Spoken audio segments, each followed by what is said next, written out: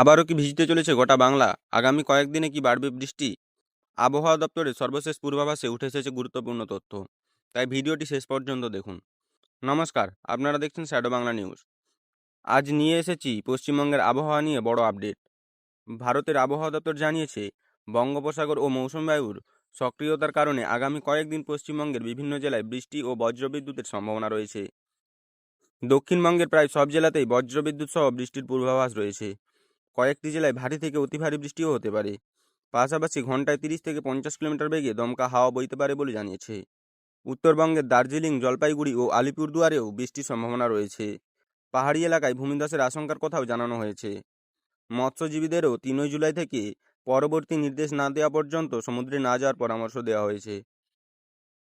সাধারণ মানুষের জন্য পরামর্শ: বজ্রপাতের সময় খোলা মাঠে না যাওয়া, বড় গাছের নিচে আশ্রয় না নেওয়া এবং অপ্রয়োজনীয় ভ্রমণ এড়িয়ে চলার পরামর্শ দিয়েছে আবহাওয়া দপ্তর। এই ছিল আজকের আবহাওয়ার বড় আপডেট। ভিডিওটি ভালো লাগলে লাইক করুন, শেয়ার করুন এবং শ্যাডো বাংলা নিউজ চ্যানেলটি সাবস্ক্রাইব করুন। ধন্যবাদ।